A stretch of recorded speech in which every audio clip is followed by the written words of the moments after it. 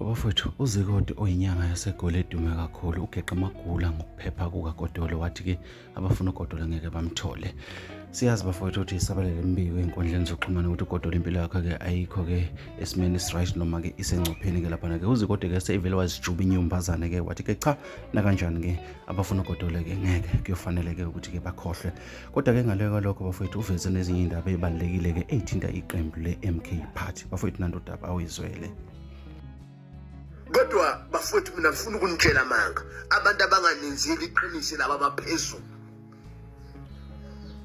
Ibona abantu abanganenzeli iqiniso ngoba bekufuneka ukuthi kana benifake kulama position nani nikwazi ukuthi nondla abantwana benu. Nani nikwazi nani ukuthi ingane zenu ziyadla. Inyanga nenyanga khona okungenayo.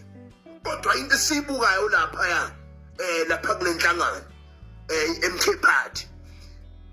Ngaso sonke isikhathi umuntu usuka lapha kwa-ANC ebene position thizeni waganga uthema iganga wabandla wasolwa waxoshwa bonke bavuka bayovuka ku-MK Party. What about abantu abasebenzile kwasuka Floyd besuka lapha ku-EFF bengazange baze bavote nani bengazange baze bakhankase nani bafike baniphatha baba wo-secretary.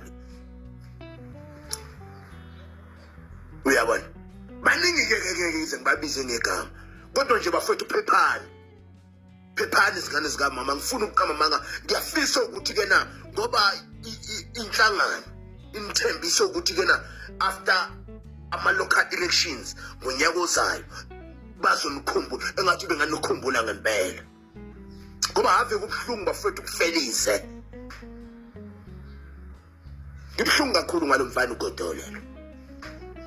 Ngibhlungu kakhulu ngoba yena mfowethu uloyalty enhlanganweni kodwa futhi nani ma opposition party you are wrong. Anikwazi ukubulala umuntu umbulala epolitiki awukwazi ukubulala umuntu umbulala epolitiki kumele uhleze wazi ukuthi the opposition party will never talk good ngawe.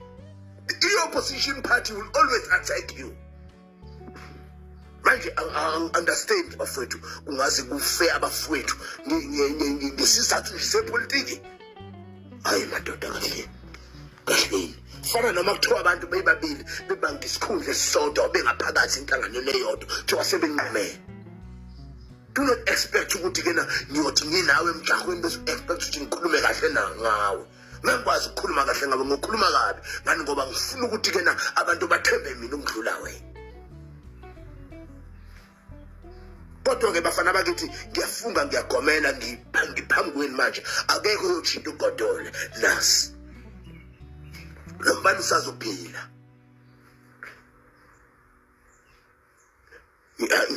Ngiyandlula nje bengithi ngiyangifakaze lolu daba lakho